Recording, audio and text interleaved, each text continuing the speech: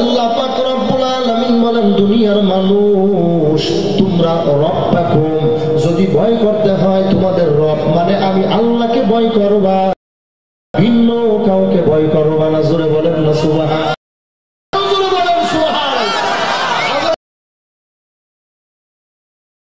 আমরা কোন নেতার ভয় করি না, কোন ক্ষমতাধরের ভয় করি না।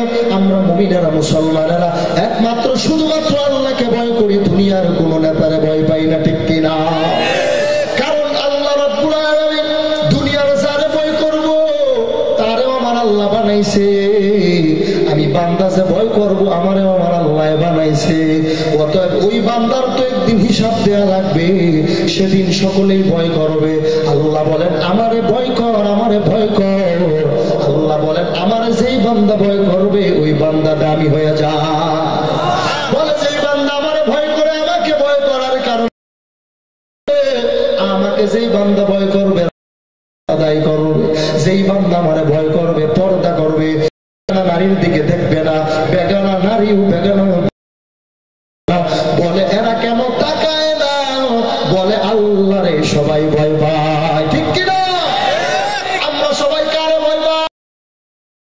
আল্লাহর বান্দা চলো সিনেমার হলে যাই, মুমিন বান্দা মুমিন মুসলিম বলে সিনেমা যাওয়া যাবে না, সিনেমার হল বড় খারাপ জায়গা।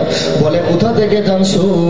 বলে রাসূলের হাদিস থেকে, আল্লাহর কোরআন লুকমান থেকে, সূরা লুকমান থেকে জেনেছি, যদি কোনো বান্দা সিনেমার হলে যায় গান বাজনা দেখে তার গুনাহ হবে, আল্লাহ দিবে। অতএব আমি আল্লাহকে ভয় পাই, সিনেমা দেখতে পারি না, ঠিক? हकीकत से तू दुनिया बेखबर है, दुनिया की नुमाइश पर नजर है, नमी गोयाम। दाঁড়াইলে বয়ান করুন না, আমি বসেন, সবাই বসেন। हकीकत से तू दुनिया बेखबर है, दुनिया की नुमाइश पर नजर है, नमी गोयाम के आज दुनिया जुदा बाश, बाहर कारी की बाशी बाबा खुदा बाश, जिससे दुनिया आज खुदा गाफिल बुदार नहीं कामाशु नुकरहु फर जिंदजा। আমরা কারে ভয় পাই? বান্দা গুনাহের মধ্যে চলে না, মিথ্যা কথা বলে না, মিথ্যা কথা শিখার জন্য কোনো বই পুস্তক লাগে না, কোনো প্রতিষ্ঠান লাগে না। মিথ্যা কথা অটোমেটিক বান্দা এমনিতেই জানতে পারে। এরপরেও কেন মিথ্যা বলে না? বলে মিথ্যা না বলার পিছনে কারণ আল্লাহকে ভয় পাই। জোরে বলেন না সুবহানাল্লাহ। সুযোগ আছে, ব্যবস্থাপনা আছে, জেনা করলে জেনা করার ব্যবস্থাপনা আছে, এরপরেও বান্দা জিনা করে না, ব্যভিচার করে না। বলে কেন করে না? আল্লাহর ভয়। ও নবীর উম্মত, এবার আসো, এক বান্দা নামাজ ইচ্ছা কইরা পড়ে না, ইচ্ছা কইরা বান্দা রোজা রাখে না, পর্দা করে না, হালাল পথে চলে না, বলে মনে রাখতে হবে আল্লাহকে সে ভয় করে না, ঠিক কিনা? আল্লাহকে যদি ভয় করার মতো ভয় করতো বান্দা অবশ্যই নামাজ পড়তো। আল্লাহকে যদি ভয় করার মতো ভয় করতো, ওয়াজ মাহফিল, কোরআন তিলাওয়াত, এই তাফসীর মাহফিল রাখিয়া আরামের বিছানায় কখনো ঘুমাইতে পারতো না, ঠিক কিনা? আল্লাহ পাকের ভয়। আরে নবীর উম্মতের দল, এমন একজন নবী কি কেউ দেখাইতে পারবেন যেই নবী আল্লাহরে ভয় করে নাই? কেউ দেখাইতে পারবেন না। সকল নবীরা আল্লাহকে ভয় করেছেন। এবার আসেন, তারা কেন আল্লাহকে ভয় করছে? তাদের কি কোনো গুনাহ ছিল? তাদের কোনো গুনাহ নাই, এরপরেও তারা আল্লাহকে ভয় করেছে। আল আম্বিয়া আহইয়াউন ফি কুবুরিহিম ইসাল্লুনা ফি কুবুরিহিম, সকল নবীরা তারা জিন্দা, তারা জীবিত, তারা কবরে নামাজ আদায় করে। জোরে বলেন না সুবহানাল্লাহ। একটা নবীও মরে নাই। মরার পরে আমরা জানি সকলেই মৃত, হাসরের ময়দানে উঠানো হবে। কিন্তু আপনার আমার নবী ডাক দিয়ে বলেন, কুল্লু নবিয়্যিন ফি কবরিহি হাই, সমস্ত নবীরা, সকল পয়গম্বরেরা তারা জিন্দা, কেউ মরে নাই, এরা কবরে জিন্দা। যারা মক্কা মদিনা যায়, এখনো পর্যন্ত মদিনায় গিয়া যদি সালামের আওয়াজটা লাগায়া দেয়, ওই মক্কা মদিনায় যাওয়ার পরে মদিনার সালাম দেওয়ার পরে অনেক সময় পাল্টা জবাব পাওয়া যায়। জুড়ে বলেন না সুবহানাল্লাহ।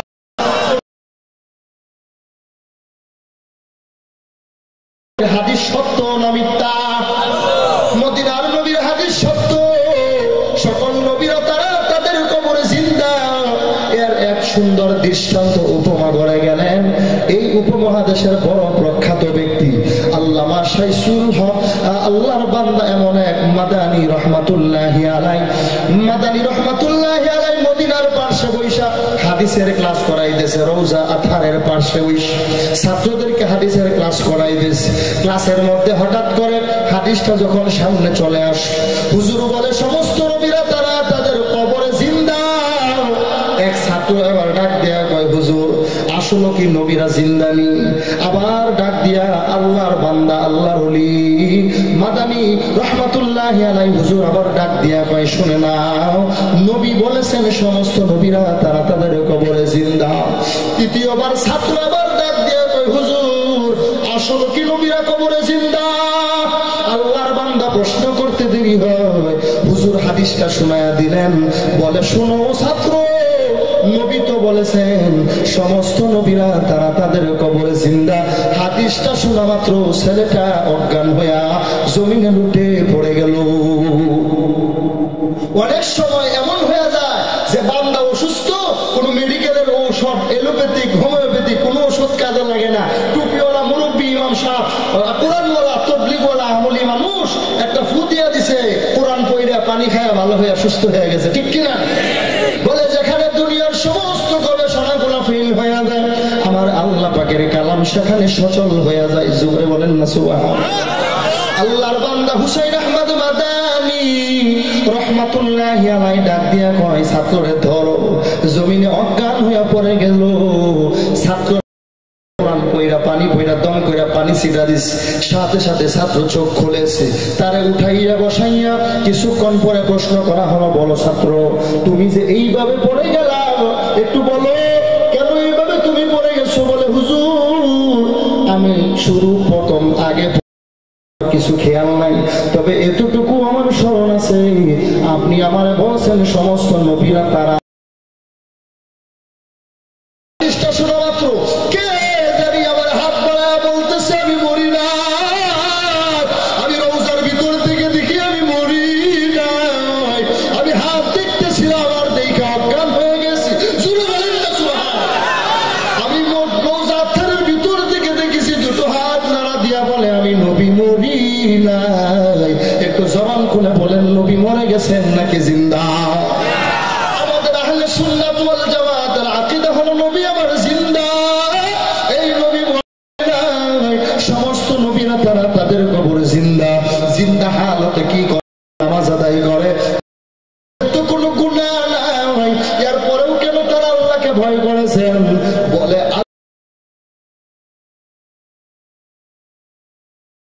এই গুনাহের কারণে বা নেকের কারণে পড়ে নাই, আদেশ পাই আনন্দ চিত্তে বন্দেগী করে আল্লাহর প্রিয় বান্দা হয়ে কবরে। জুড়ে বলেন না সুবহানাল্লাহ। আপনাদের কি কষ্ট হয়?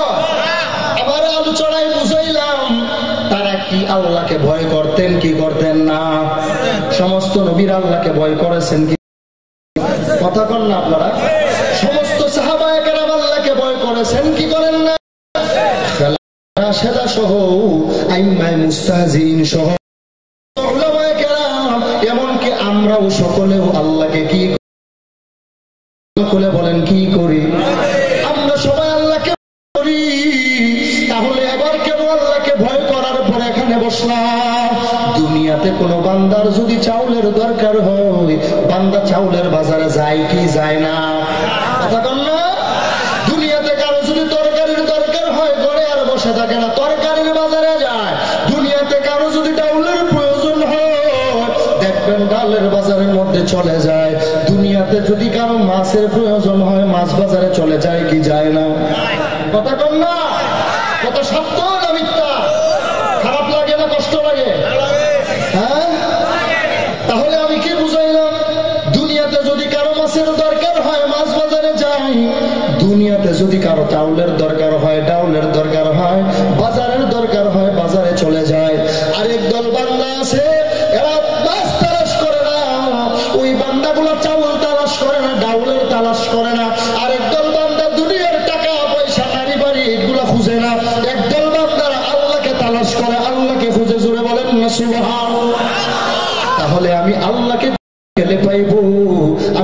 আল্লাহকে ভয় করি। আল্লাহ কেমন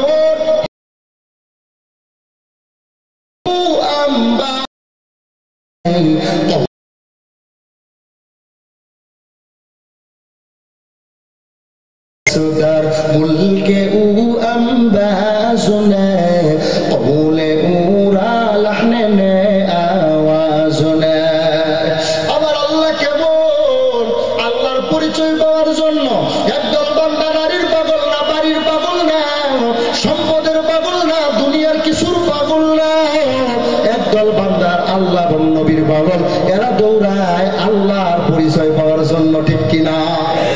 আল্লাহর পরিচয় পাওয়ার জন্য বান্দাগুলা কোথায় গেলে পাইবে আল্লাহকে? মাছ বাজারে গেলে আল্লাহ পাওয়া যাবে না, তরকারির বাজারে গেলে আল্লাহ পাওয়া যাবে না। ও বান্দা, বান্দা যদি ডাউলের বাজারে যাও, ডাউল আল্লাহকে যদি পাইতে চাও, কোরআনের মজলিসে যাও, মসজিদে যাও, যাই টঙ্গীর ময়দানে যাও, কথা কও ঠিক কিনা? আল্লাহকে যদি পাইতে যাও, মদিনায় যাও। আর আল্লাহর পরিচয় পাওয়ার জন্য যদি তুমি বান্দা ওখানে যাইতে পারো, আল্লাহর ওলির দরবারে যদি যাইতে পারো, হক্কানি আলেমের কাছে আলেমের দরবারে যদি যাইতে পারো, তুমি বান্দা আল্লাহর পরিচয় পাইয়া তুমি বান্দা দামি হয়ে কবরে যেতে পারবা। ঠিক কিনা? আমি বলে যাই, ও নবীর উম্মত, যদি আল্লাহর পরিচয় পাইতে যাও, আল্লাহর কোরআন পড়ো, ওয়াজ মাহফিলে যাও, এটা রিসার্চ করতে থাকো। বলে কেমন ভাবে রিসার্চ করা হয়? ওই ভারতের জমিন এক আল্লাহ, শিব শক্তি সুরুজ্জি যার নাম, শিব শক্তি সুরুজ্জি ভারতের জমিনের এক আল্লাহ পাকের বান্দা। আল্লাহ পাকের বান্দা, সে কিন্তু মুসলমান না, শিব শক্তি সুরুজ্জি আল্লাহর বান্দা। কেমন আল্লাহ পাকের কালামের রিসার্চ শুরু করছে। এবার 90 দশকে বাংলার জমিনে ওই বাইতুল মুকাররমে দাঁড়ায় কয়, আমি বিভিন্ন ধর্মের গ্রন্থগুলা পড়াশোনা শুরু করলাম, আমি তালাশ করলাম সৃষ্টিকর্তাকে, রবকে, কাকে আমি ভয় করব, কাকে আমি মেনে নিব। আমি খুঁজতে খুঁজতে তালাশ করতে করতে কোথাও আল্লাহকে পাই না। আল্লাহর কালাম কোরআন পড়া আল্লাহর পরিচয় পেয়ে গেলাম। জোরে বলেন না আল্লাহ আল্লাহ ক্যা মুবারক নাম হ্যায়, আল্লাহ আল্লাহ আশিকু কা কাম হ্যায়, আল্লাহ আল্লাহ তু মেরা সত্তার হ্যায়, আল্লাহ আল্লাহ তু মেরা রহমান হ্যায়। আল্লাহর পরিচয় পাওয়ার জন্য শিব শক্তি সুরুজ্জি আল্লাহর বান্দা বলে, রিসার্চ করতে করতে করতে কোরআনে যখন আল্লাহর ভয়, আল্লাহর পরিচয় সম্পর্কে জানতে পারি, তখন আমি জান্নাত জাহান্নামের কথা কোরআনে রিসার্চ করে দেখলাম, নবীদের পরিচয় পাইলাম। কোরআনের রিসার্চ করতে যাইয়া আমি বান্দা আসমান জমিনের পরিচয় পাইলাম। কোরআন রিসার্চ করতে যাই পরিচয় পাইলাম, এমনকি আমি মানুষের পরিচয় পাইলাম।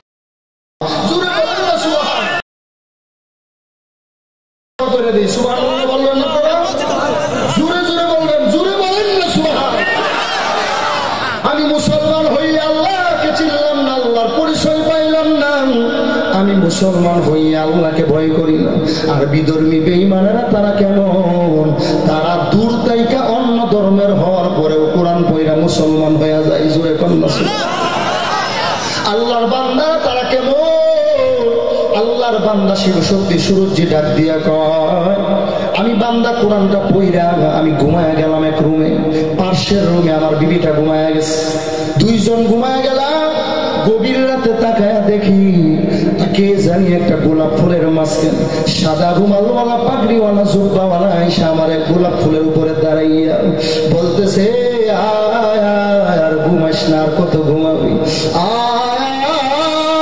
আমি নবী আর মদিনায় থাকতে পারি না, তোর মুহাব্বত করে আমি চলে আসছি আমার কাছে, আয় তোর হাতটা আমার হাতের সাথে লাগায় দে, আমি তোর এখনই কালেমা পড়ে মুসলমান বানায়া দেই। জোরে বলেন মুসলমান। শিব শক্তি সুরুজ্জি বলে, আমি ঘুম দেখি কে জানে আমার হাতের সাথে হাতটা লাগাইলো, মেশকের গারান আমি পাইলাম, আর আমি দেখি আমার ঠোঁটটা কেমন জানি কালেমা পড়তেছে। আল্লাহ আল্লাহ ক্যা মুবারক নাম হ্যায়। का काम है अल्लाह अल्लाह तू मेरा सोतार है अल्लाह अल्लाह तू मेरा गफार है। শেষ পর্যন্ত বেশি দূরের কথা বললাম না, আমাদের বর্ডারের পরে ইন্ডিয়া ভারতের কথা কই। আল্লাহর বান্দা শিব শক্তি সুরুজি যখন কালেমা পড়ে মুসলমান হয়ে গেল, শুধুমাত্র ওই ভারতের সরকারের অত্যাচারে আর বেঁচে থাকতে পারে না, কালেমা নিয়ে বান্দা ইন্তেকাল করছে। জোরে বলেন না সুবহানাল্লাহ। কিছু কিছু বান্দা আছে বলে মরিয়া যাবো, এরপরেও মিথ্যা বলবো। আল্লাহর বান্দা বলে কালেমার জন্য, ইসলামের জন্য মরিয়াও যাইতে হয়, আমি কালেমার জন্য মরে যাব, এরপরেও আমি কালেমার ছাড়তে পারবো না। জোরে বলেন না সুবহানাল্লাহ। শিব শক্তি সুরুজি 22টা ভাষার পাণ্ডিত্য অর্জন করার পর আল্লাহর বান্দা কোনো দিকে ডিগ্রির অভাব নাই, পড়াশোনার কোনো অভাব নাই, যোগ্যতার কোনো অভাব নাই, সম্পদের টাকার কোনো অভাব নাই, এরপরেও যদি আল্লাহর পরিচয় পায় আর তুমি আমি মুসলমানের ঘরের সন্তান, তুমি আমি দাদা বাবা মা সূত্রে মুসলমান, এরপরেও যদি আল্লাহর পরিচয় না পাই, আল্লাহর পরিচয় না পায়, যদি আল্লাহকে ভয় না করি, এর চাইতে কপাল পুরা আর কেউ হইতে পারে না, ঠিক কিনা? নবীর উম্মতের দল, ওরে ঢাকার নড়াইলের মুসলমান, গোপালগঞ্জের বাসী আপনারা সকলেই, আপনাদের কাছে এই কোরআনের বয়ান নিয়ে আসলাম। বলে আমি বান্দার কোনো দাম নাই, বলে আল্লাহর ওই জায়গাটা, বলে দুনিয়া বাড়ির কোনো দাম নাই, মসজিদের যত এলাকার মধ্যে টাইলস করা সুন্দর ঘর, ভাঙা টিনের ঘরের যত দাম, কুরআনওয়ালা ঘর, যেই ঘরে কোরআন তেলাওয়াত হয়, মাদ্রাসা ঘর চিনেননি আপনারা? বলে মাদ্রাসা ঘরের এত দাম, এত দাম, ওই বিল্ডিং এর এত দাম নাই। জোরে বলেন না সুবহানাল্লাহ। বলে টিনের ঘরের কেন দাম? বলে কোরআনের কারণে দাম। মানুষটার কেন দাম? বলে কোরআনের কারণে বড় দাম। ওরে নবীর উম্মত, আল্লাহকে ভয় করো, আর ভিন্ন কাউকে ভয় করা চলবে না। মুসলমানরা জবান খুলে বলবেন, আপনারা কাকে ভয় করেন?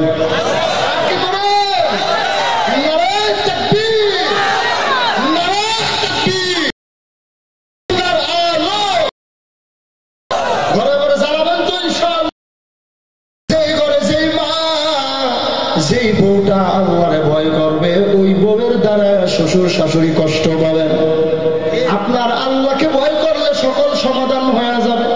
শ্বশুর শাশুড়ির বউয়ে কষ্ট দেয়, মনে রাখবেন এর মধ্যে কোরআন নাই, এর মধ্যে আল্লাহর ভয় নাই, এর মধ্যে মদিনার নবীর আদর্শ নাই, এর মধ্যে খাদিজা রাদিয়াল্লাহু তাআলা আনহার আদর্শ নাই, হযরতে ফাতেমার আদর্শ নাই। যদি দেখেন আল্লাহর ভয় আছে, বুঝতে হবে এটা কালেমার সৈনিকের দ্বারা, কোরআনওয়ালার দ্বারা কখনো শ্বশুর শাশুড়ি কষ্ট পাবে না, ঠিক কিনা?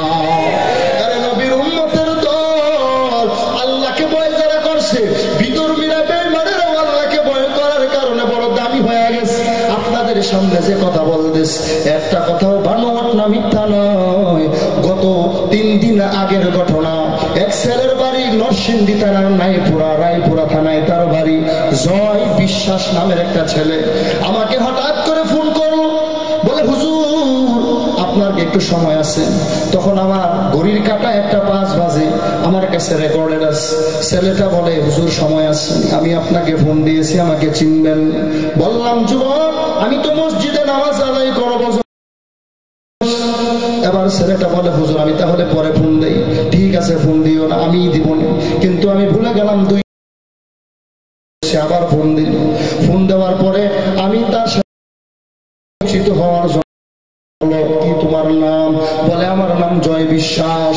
তাহলে আমার সাথে কি সম্পর্ক? আমি কি উপকার করতে পারি? বলে হুজুর আমি আপনার হাতে হাত রাইখা কালেমা পড়তে চাই। জোরে বলেন না সুবহানাল্লাহ। আরো জোরে বলেন না সুবহানাল্লাহ। আমি বললাম কে হে যুবক, তুমি কোন এলাকার কে?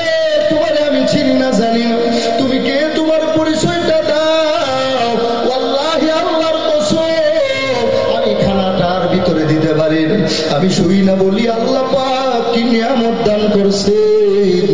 ছেলেটারে বললাম ভাই তুমি আমার কাছে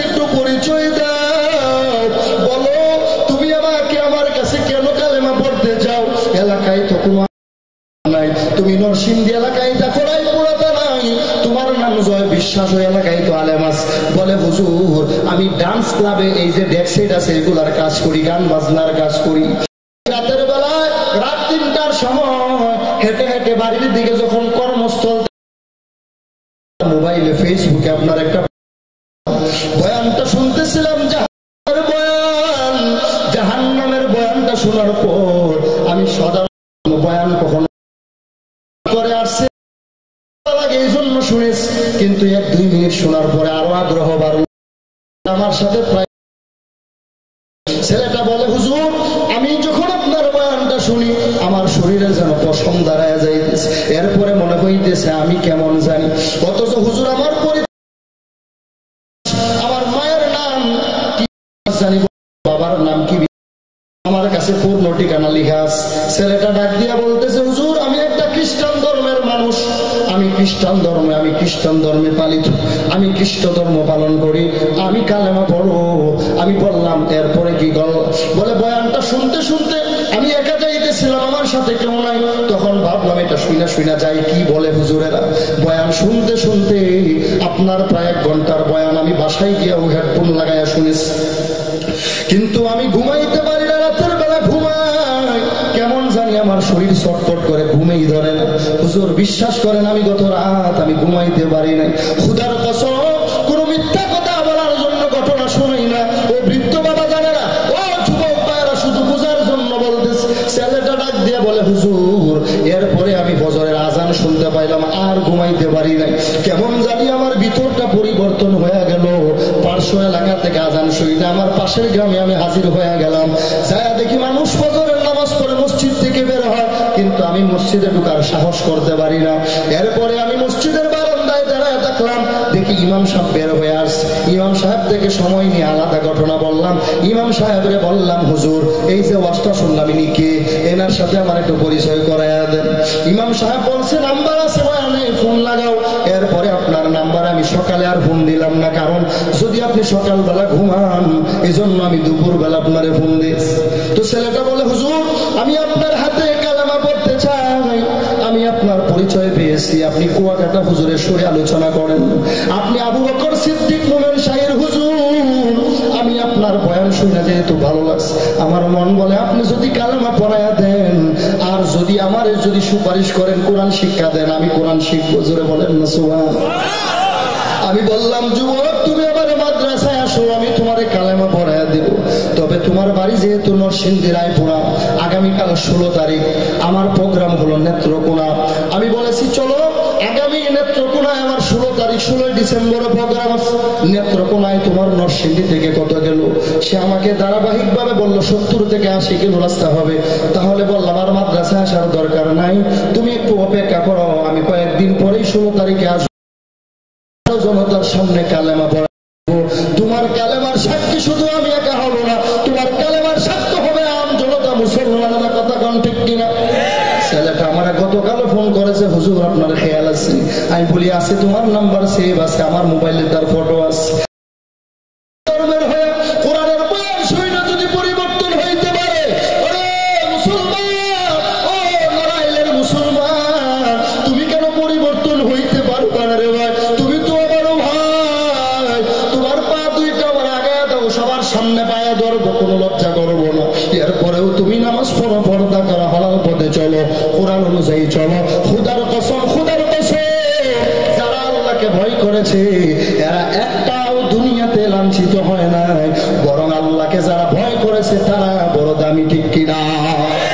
আল্লাহকে যদি ভয় করার মতো ভয় করতে পারো হে যুবক, একজন খ্রিস্টান ধর্মের মানুষ হয়ে সে যদি আমার আল্লাহর পরিচয় পাইতে পারে, তুমি কেন পারবা না যুবক? তোমার মতো যুবক কলেজে পড়ে, ভার্সিটিতে পড়ে, অফিসে চাকরি করে, পুলিশে, র্যাবে, আর্মি, বিডিআর, বিভিন্ন প্রশাসনে, হাইকোর্ট, সুপ্রিম কোর্ট, এমনকি সাংবাদিক কলামিস্টের মধ্যে নামাজি, দাড়িওয়ালা, টুপিওয়ালা আছে না নাই?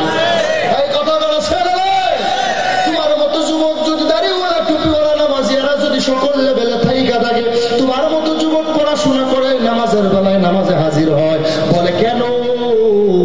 এর জবাব হলো আমার তিলাওয়াতকৃত আয়াতে আল্লাহ বলেন ভয় করবা আমি আল্লাহকে, আর ভিন্ন কাউকে ভয় করবা না।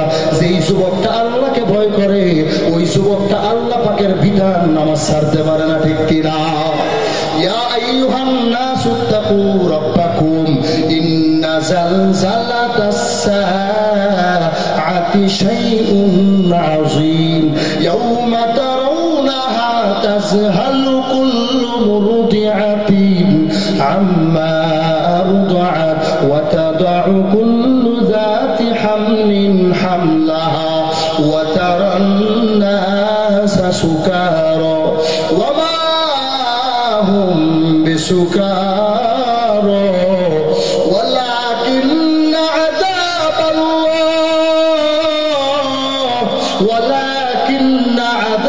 আযাবাল্লাহি শাদীদ।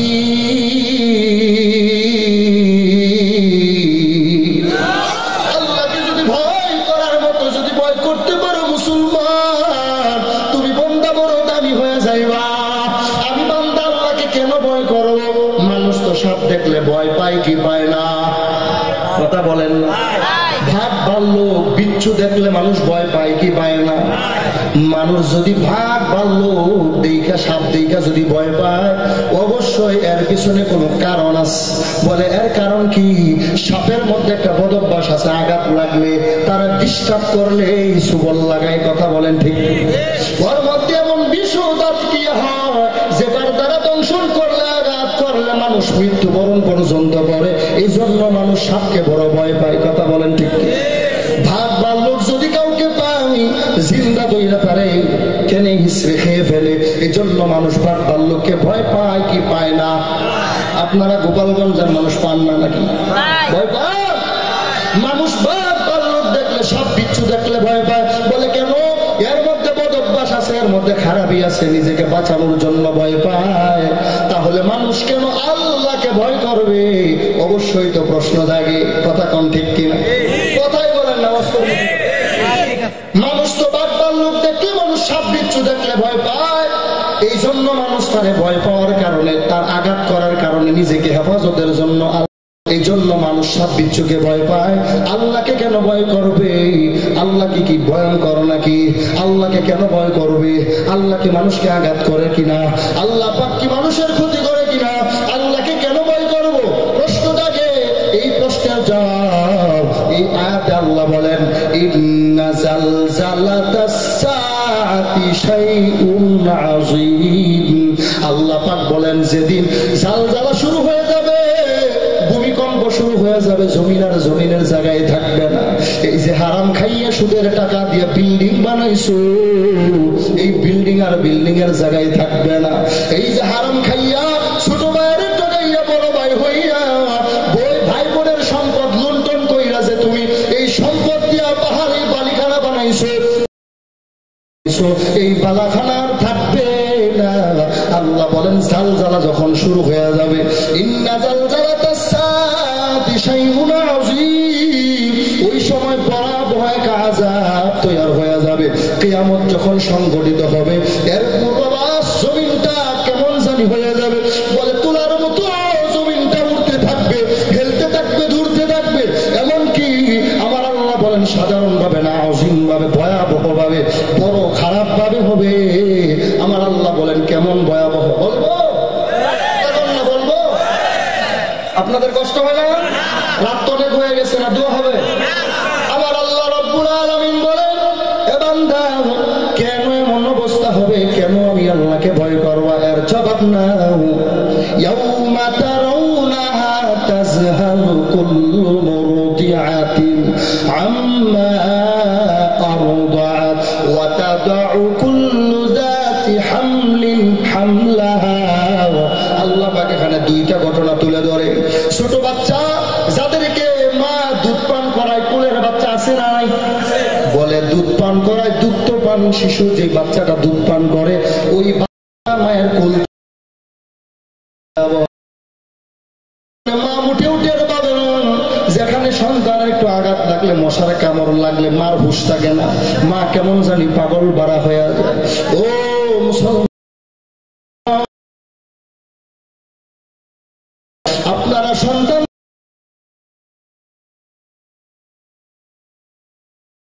কষ্ট দেখা সহ্য হয় না। অনেক বাবারে দেখেছি ঈদের দিনে নিজে পুরান কাপড়টা ছেঁড়া কাপড়টা সেলাই করে আয়রন করে গায়ে লাগায়, আর ছেলের নতুন মেয়ের নতুন জামা বানায় দেয়, ঠিক কিনা? এত আদর, এত আদর। এমন সন্তানের বাবা দেখেছি পকেটে কোনো টাকা নাই, যেই টাকা আছে এটা ভাড়া দিয়া বাসা যাওয়া পর্যন্ত আছে। এবার চিন্তা করে আমি যদি ভাড়া দিয়া, গাড়ি ভাড়া দিয়া যদি যাই, সন্তানের জন্য একটু নাস্তা বিস্কিট নেওয়া হবে না। এই জন্য বহু বাবারা কষ্ট কইরা কইরা হাইটা যায়, ভাড়ার টাকা দিয়া নাস্তা কিনা নিয়ে যায়, ঠিক কিনা? এত আদর, এত আদর করে মায়া করে যে লালন করে আমার আল্লাহ ওই দিন ওই ছোট মায়ের জমিনে পড়ে যাবে। যেই মা সন্তানের কান্না বুঝতে পারে সন্তানের কি দরকার, একটু সামান্য কান্নার আওয়াজ যখন মায়ের কাছে সন্তান লাগায়া দেয়, মা তার কান্না দেখা কেউ কেউ মনে করে ও মনে হয় খাবারের জন্য কান্না করে। মা তার চেহারা দেখা বলে না তোমরা বুঝবা না, এই কান্না করতেছে ঘুমানোর জন্য। জোরে বলেন না সুবহানাল্লাহ। মা কান্না বুঝা বুঝতে পারে তা কি দরকার, তার কি ডিস্টার্ব হয়, এটা কিসের কান্না, বলে প্রস্রাব করে দিছে এই জন্য কান্না করে। বলে কিসের এত মায়া, আল্লাহ বলেন কান্না দিয়ে হাজির কইরা দেয়। ওই সন্তানটা মায়ের কোল থেকে জমিনে পড়ে যাবে, এত ভয়াবহ হবে। আরো আল্লাহ পাক রব্বুল আলামিন আরো সামনের দিকে হাইটা হাইটা বান্দাকে বুঝায়া দেয়, ওয়াতা দাউ কুল্লু যাতি হামলিন হামলাহা। যে মা তার সন্তান গর্ভধারণ করেছে, গর্ভবতী মহিলা, গর্ভবতী মায়ের সন্তানটা জাল জ্বালা যখন হবে, ওই সময় ভূমিকম্প দেখা, আযাব দেখা, কষ্ট দেখা সন্তানটাকে ভূমিষ্ঠ করে ফেলবে, মাঠেরও পাবে না, এমনকি দৌড়াইতে থাকবে। আরে নবীর উম্মতের দল কেন বুঝো না রে মুসলমান? ও দাড়ি পাকা আমার মুরব্বী বাবা যারা কেন বুঝেন না? আল্লাহর কালাম সত্য না মিথ্যা? বারবার বলতেছি আল্লাহর কালামে, এই আয়াত পড়ে শুনাইতেছি, কোনো কিচ্ছা কাহিনী বলি না। আল্লাহর কালামে আল্লাহ ডাক দিয়া কয়, যেটা গর্ভধারিণী মহিলা আছে, কুল্লু হামলিন হামলাহা, ওই প্রত্যেক মায়েরা তাদের সন্তানটা প্রসব করে ফেলবে। যেই সন্তান প্রসব করতে যায় মা জানে কত যে কষ্ট হয়, যেই কষ্টের জন্য মা, অনেক মা সন্তান প্রসব করতে যায় দুনিয়া থেকে বিদায় হয়ে যায়, এরপরে এত কষ্ট। ও সন্তান ওই মায়ের কেমন করে কষ্ট দাও, ওই মা বাবার সাথে বেয়াদবি করিও না। আমার আল্লাহ বলেন সেদিন ওই গর্ভবতী মহিলাও তার বাচ্চা প্রসব করে ফেলবে, কোলের বাচ্চাটাও পড়ে যাবে, বেশি ভয়াবহ হবে। কেন ভয়াবহ হবে? আমার আল্লাহ পাক রব্বুল আলামিন বলেন ওয়ান্নাসা সুকারা, মানুষগুলা নেশাগ্রস্তের মতো হয়ে যাবে। তোমরা দেখতে পাইবা ওয়াতারান্নাস, মানুষগুলা নেশাগ্রস্ত। যদি জমিনের মধ্যে কেউ মদ সেবন করে, মদ পান করে, দেখবেন চলাফেরা অন্যদের চাঁদা হয়ে, মুখের ব্যালেন্স থাকে না, হাত পায়ের ব্যালেন্স ঠিক থাকে না, দেখবেন কেমন জানি হেলে দুলে চলতে থাকে। কথা বলেন ঠিক? আমার আল্লাহ এই উপমা এখানে দিয়ে দিলেন, ওয়াতারান্নাসা সুকারা, এরা নেশাগ্রস্তের মতো হয়ে যাবে। এমনকি আমার আল্লাহ বলেন এমন ভাবে হেলে দুলে থাকতে থাকবে যেন মনে হয় নেশাগ্রস্ত হয়ে গেছে, এই কারণে বুঝি হেলে দুলে যাইতেছে। আমার আল্লাহ বলেন ওয়ামা হুম বিসুকারা, আসলে এরা কেউ নেশাগ্রস্ত না, আসলে কেউ নেশা করে নাই, এরা কেউ মদ সেবন করে নাই, এরা কোনো হারাম জাতীয় কোনো কিছু খায় নাই। তাহলে কেন কেন তারা এভাবে হেলে দুলে চলতেছে? আমার আল্লাহ পাক ডাক দিয়া বলেন ওয়ালাকিন্না আযাবাল্লাহ, ওয়ালাকিন্না আযাবাল্লাহি শাদীদ। আল্লাহ ডাক দিয়া বলে কেন নেশাগ্রস্তের মতো হাঁটতেছে, অথচ কেউ নেশাগ্রস্ত? শুধুমাত্র কারণ এটা আমি আল্লাহ পাকের আযাবের ভয়ে। কারণ আমি আল্লাহ যত বড়, আমি আল্লাহ পাকের বানানো আযাব ও গজব তত বড়, ঠিক কিনা? আমি আল্লাহ যত আমি আল্লাহ পাক যত বেশি বড়, আমি আল্লাহর মায়াও তত বড়। জোরে বলেন না সুবহানাল্লাহ। আমার আল্লাহ বলেন আমি আল্লাহর ভয় কেন করবা জানো? আমি আল্লাহ ভয়ঙ্কর নয়, তাহলে আমারে কেন ভয় করবা? এর মানে আমি আল্লাহকে ভয় করবা মানে জাহান্নামের ভয়ে। তুমি ভয় করবা, কারণ আমি আল্লাহ যেদিন বিচার কার্য শুরু করে দিব, ওই বিচার কার্যের দিন আমি আল্লাহ ইনসাফের পাল্লা যখন দাঁড় করায়া দিব, ওই দিন আর কোনো সুযোগ হবে না রে বেঈমান। দুনিয়াতে একটু সুযোগ পাইলে কোরআনের বিরুদ্ধে কথা কও, দুনিয়াতে সুযোগ পাইলে নিরপরাধ একটা আলেম রে টুপিওয়ালারে ধইরা জেলখানায় শিবির বইলা চালায়া দাও, কথা বল ঠিক কিনা? দুনিয়াতে সামান্য যদি সুযোগ পাইছো কোরআনওয়ালারে দয়া জঙ্গি জঙ্গি দিয়ে কোরআনকে খারাপ দেখাইছো, কথা বলেন ঠিক কিনা? কোরআনের কিতাব জিহাদি বই বইলা জিহাদকে খারাপ বইলা তোমরা কোরআনকে অবজ্ঞা করছো, ওই দিন আমার আল্লাহ ছাড় দিবে না, ওই দিন আমার আল্লাহ ছাড় দিবে না। এর দইরা জাহান্নামের অহতল ঘর পরে এর নিচে, ঠিক কিনা? এই বেরাদার দূরে বাসা জিয়ারে বল ইয়ারে বদু বদ করবো আদাস মারে বল মারে বদন হাতরা বড় যা সোনার ইয়ারে বদু বড় জানি নদসনা মান আহাব্বা সুন্নতি কওলে রাসূল মজদায়ে কানা কুন কবুল বা ইখতিয়ার ইখতিয়ার। আরে গোপালগঞ্জের মুসলমান, তুমি আমারে মারো, হাজার বার কাটো বাইরে ভরাও, এরপরে কোরআনের বিরুদ্ধে যাব না। আমাকে যদি মনে চায় রাস্তায় ধরে সবাই করে ফেলো, আমার কোনো আপত্তি থাকবে না, তবে কোরআনের কথা বলতে দেওয়া এক পা পিছু আমার কথা কোন ঠিক কিনা? তোমরা বলো এই দেশ বঙ্গবন্ধু, তোমাদের দেশে বলতেছি খোদার কসম বন্ধুর দেশ না, এটা আমার আল্লাহ দিয়া মুসলমানের দেশ, কথা বলেন ঠিক কিনা? তুমি আওয়ামী লীগ করো, তোমার এটা ব্যক্তিগত, তোমার জাতীয় অধিকার, আমার কোনো বাধা নাই। তুমি বিএনপি করো, তোমার জাতীয় অধিকার, আমার কোনো বাধা নাই। তবে এটা তোমার জমিন দাবি করিও না। যদি বলো তোমার জমিন কোরআনের বিরুদ্ধে যায় কি যায় না, এই জমিন কি আওয়ামী লীগ ওয়ালা গো? কথা বল না কেন? রাজনীতির বয়ান আপনার শিরিক হইতেছে, কুফর হইতেছে। জমিন কার? কথা কোন কার? আসমান কার? জমিন পায়া যেভাবে পারো ওইভাবে ব্যবহার করতেছো, এই জন্য বলে এটা আমার অমুকের নেতার জমিন, বলতে পারো না আসমান আমার বাবা। যদি বলো এটা তো নিয়ন্ত্রণ করতে পারো না, এই জন্য তুমি কয়টা নিয়ন্ত্রণ করবা? সাত আসমান সাত জমিন কে বানাইলেন? আমার আল্লাহ বলেন আমার জমিনে আমার গুণগান হবে, আমার পক্ষের কথা হবে, কোরআনের কথা হবে। যারা বাধা দিবে এদেরকে আমি নমরুদ মতো হাতছাড়া করে জমিন থেকে বিতাড়িত করে দিব, ঠিক কিনা? কোরআনের বিরুদ্ধে কথা বললে আমরা একটা বেঈমানের সাথ দেব না। কে আওয়ামী লীগ, কে বিএনপি, কে জাতীয় পার্টি, কে কোন দলের আমার জানার দরকার নয়, সবাই সরকারীদের বিপক্ষে গিয়ে আমরা জীবন দিয়ে হলো রাসূলের আদর্শের যদি তাদের বিচার করে দেয়। যদি বিচার হয় মা বাবার কাছ থেকে বলবা যে বাবা তোমারে গালি দিস আমি সহ্য করে নিস, কিন্তু নবীরে গালি দিলে সহ্য করবো না, কথা কন না ঠিক কিনা? আমার নবীকে জমিনে অপমান করা হয়, কোনো বিচার হয় না, কথা কন ঠিক কিনা? যুদ্ধাপরাধী অপরাধ ট্রাইব্যুনাল কায়েম করলো এদেশে, করেছি কি করে নাই? এতে আমার কোনো আপত্তি নাই, আপনাদের কষ্ট হয়? আন্তর্জাতিক যুদ্ধাপরাধ অপরাধ ট্রাইব্যুনাল কায়েম করে বিচার হয়েছে কি হয় নাই?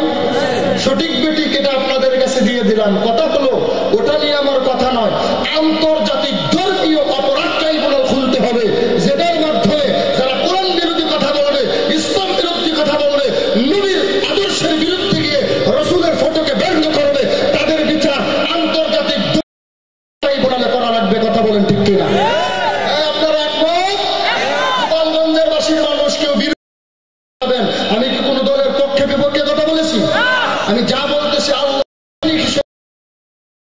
মনে রাখতে হবে, জমিন আল্লাহর, কারণ এই জমিন একদিন দুই দিনে হয় নাই, এর পিছনে সাধনা রয়েছে। এই জমিন আল্লাহ বানাইছেন, একটা উদ্দেশ্য আছে। তোমার দল ভালো লাগে করো, ভালো লাগে না করিও না। তুমি কোন দল করবো আমার কোনো আপত্তি নাই, তবে বলবো না এটা আমার জমিন, বলতে হবে এটা আল্লাহর জমিন। কার জমিন? আল্লাহর জমিন যখন বলবা তখন আর বলতে পারবো না এটা তো যা ইচ্ছা তা করুন। আল্লাহর জমিন যখন বলবা তখন আল্লাহর জমিনে আল্লাহর হুকুমত, খেলাফতে রাশেদা, ইসলামী হুকুমত,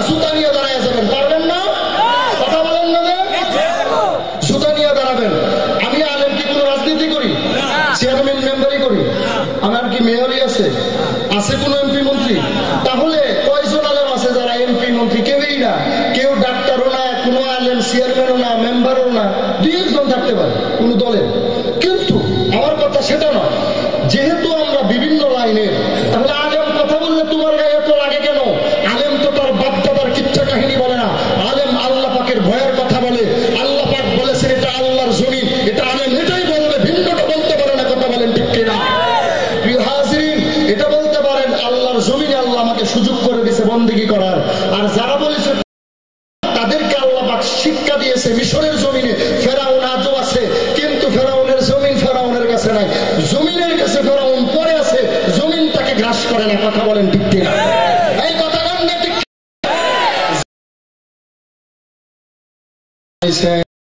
জমিন কে বানালেন? এটা আমি, আপনারা বলেছেন জমিন বানাইছেন, আমি বলছি না, আপনারা বলতেছেন জমিন বানাইছেন। পাহাড় ফেরাউন বানাইছে। নবীর উম্মতের দল, আমার আল্লাহ আসমান বানাইছে, জমিন বানাইছে, চন্দ্র সূর্য বানাইছে। আমার আল্লাহ জমিনের যত মাখলুকাত এই সব আমার আল্লাহ বানাইছেন। কারো কোনো সন্দেহ আছে? গত পিরিয়ডে আমরা দেখেছি, আমার অনেক বয়ান ইউটিউবে পাবেন, যেখানে আমি স্পষ্ট ভাষায়, আমি তরুকভাবে, আমি সুন্দরভাবে উদ্যোগ নিয়ে ভদ্র ভাষায় সুন্দরভাবে বলে দিয়েছি, আমাদের ছেলে মেয়েরা যে শিক্ষা কলেজ ভার্সিটিতে পড়বে তাদের বইয়ের মধ্যে ইসলামী শিক্ষা থাকা লাগবে। কথা বলেন ঠিক কিনা? তাদেরকে শিক্ষা দেওয়া হয়েছে গত সিলেবাসের মধ্যে যে মানুষ নাকি আসলে মানুষই না, এদের পূর্বপুরুষ নাকি বানর ছিল। জোরে কন্যা কোনটা কোন শুনি না, মানুষ নাকি মানুষ ছিল না, সবাই নাকি বানর বলে। আর বাপ দাদারা ছিল বানর। এরপরে সায়েন্সের কথা বলতে যায় এরা সুন্দর করে ডারউইনের বিবর্তনবাদ মতবাদ তারা কিতাবের মধ্যে, এই যে আমাদের ছেলে মেয়েদের স্কুলের বইয়ে উঠায় দিচ্ছে, কয় কি জানো মানুষের পূর্বপুরুষ, মানুষের সৃষ্টি কোথা থেকে? এবার ভালো করে শোনেন, মানুষের সৃষ্টির কথা বলতে যায় উল্লেখ করা হয়, বলে পাহাড়ের চূড়ায় যে পাথর আছে, প্রথমত মানুষ ছিল একটা জানোয়ার, হাইওয়ানের মতো, একটা বানরের মতো। এরপরে গোসা লাগতে লাগতে শরীরের চামড়া বেড়ে গেছে, চামড়া যায় পশম পয়সা গিয়া মানুষের চামড়ায়, এর লাগতে লেজ খাইতে পড়ে গেছে। এরপরে আস্তে আস্তে আচার খাইতে খাইতে সোজা হয়ে গেছে। আমাদের বাপ দাদা বলো, আমাদের পূর্বপুরুষ বলো, আমাদের আকাবের আস্তাব বলো, আমাদের পূর্বপুরুষ সহ আমাদের উলামায়ে কেরাম বলো, আমরা সবাই জানি, এমনকি আমাদের ঘরের ছেলে সন্তানটাও জানে আমরা বানরের উত্তরসূরি হইতে পারে, আমরা হলাম আদম নবীর উত্তরসূরি। কথা বলেন ঠিক কিনা?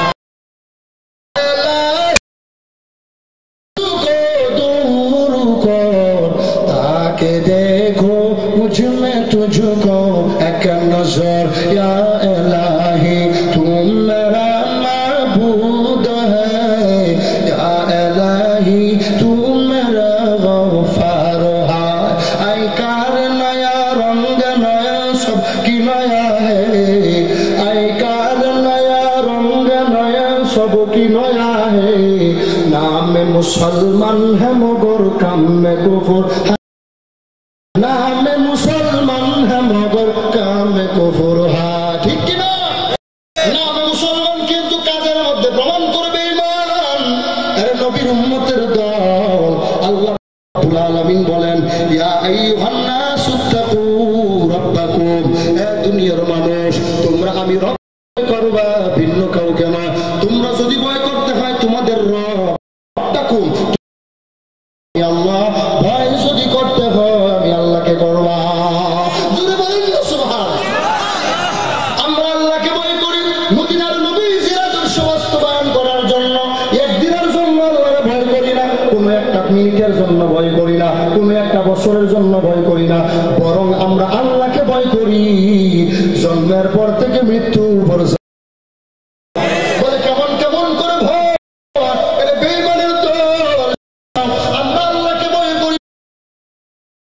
আমাদের জন্মের পরে আমাদের লাগাইছে। কথা বলেন ঠিক কিনা? জন্মের পরে আমাদের বাম কানে ইকামত, ডান কানে আযান। জন্মের পরে আমাদেরকে তাহনিক করাইছে ভালো মানুষ দ্বারা, জন্মের পরে ভালো হালাল খানা আমাদেরকে খাওয়াইছে। এরপরে আমরা মুসলমানের ঘরে জন্মগ্রহণ করার পরে আল্লাহর কালাম শিখলাম, মদিনার নবীর আদর্শ শিখলাম। এগুলা শিখিয়া শিখিয়া আমরা মুসলমানেরা আল্লাহ পাকের পাইলাম। আমরা কোন বরং যারা আল্লাহর বিধানকে বিধানগুলি প্রদর্শন করে, যারা আল্লাহর নিয়ম কোরআনের আয়াত বাদ দিয়া ডারউইনের বিবর্তনবাদ উল্লেখ করেছিল, আমার আল্লাহ বই থেকে ডারউইনের বিবর্তনবাদ বাদ দেওয়াইছে, এদেরকেও আমার আল্লাহ তারায়া দিছে। ঠিক কিনা?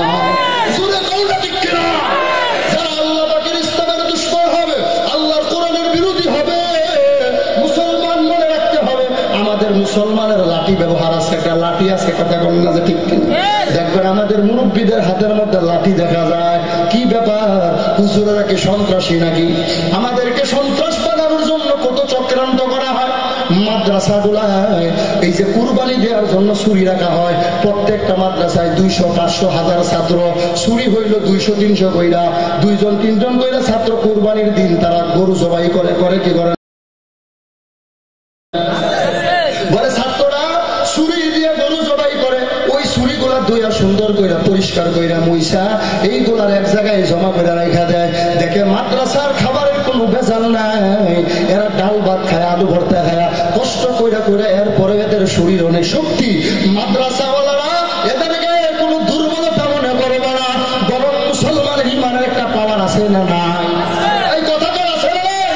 মুসলমানের মাদ্রাসার ছাত্র যদি ভালো করে তাকায়া দেখো, মাদ্রাসার একটা ছাত্র মাদ্রাসায় ঢুইকা গেছে, 5 বছর বয়স, 10 বছর, 7 বছর, 8 বছর, 12 বছরের একটা ছেলে বাসায় যারে মায় গোসল করাইয়া লুঙ্গি পরাইয়া এরপরে নিজ হাতে খানা উঠায়া খাওয়াইয়া দিস।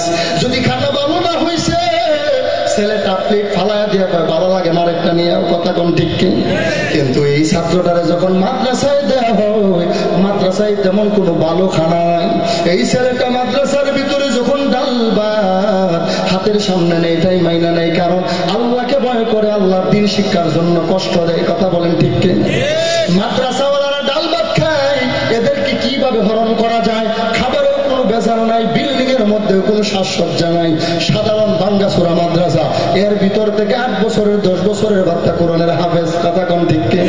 এদের বেঈমানের মাথা করো, ইসলামকে কিভাবে তাড়াইয়া দেয়া যায়? ঘাতক নির্মূল কমিটি তারা ইসলামকে চক্রান্ত করে করে আলেমদের নাম দিয়ে দিয়ে লিস্ট করেছে। আরে মুসলমান নবীর উম্মত, যা বলবা আল্লাহকে সাক্ষী রাইখা ওপেন সাক্ষ্য দিবা। যদি সত্য হয় কথা বলবা, না হইলে চুপ থাকবা। আমাদের মাদ্রাসার কোন হুজুর, ওই মাদ্রাসার হুজুর কি সিগারেট খাইতে কোনোদিন দেখছেন? এই কথা বলতে কেন? মাদ্রাসার হুজুরের কি সিগারেট কিনতে পারবে না? তাহলে কেন খায় না? সিগারেট খায় না কেন? এরা আদর্শওয়ালা নবীর উম্মত। মাদ্রাসার হুজুর বড় কষ্ট করে, ছাত্ররাও যেমন ভোর 4টার সময় আপনি যখন ঘুমায়া যান, ছোট বাচ্চাটা ঘুম থেকে ওইটা কোরআন পড়ে, ওই সময় হুজুরেরও নিজে উইটা যায়। উঠার পরে হুজুর ছাত্রেও কোরআনের সবক নেয়। ফজর আজান শেষ, ছাত্রের পড়াও শেষ, নামাজ পড়ে আবার 7 সবক, এরপরে আবার মুক্তা, এরপরে আবার তিলাওয়াত, এরপরে বারবার তিলাওয়াতের মাধ্যমে যে ছেলেটা নিষ্পাপ, সেই হুজুরটা ভালো, কোনো অপরাধ পায় না, খুঁজে পায় না, বলে মাদ্রাসায় চুরি পাওয়া গেছে, এরা সন্ত্রাস। বলে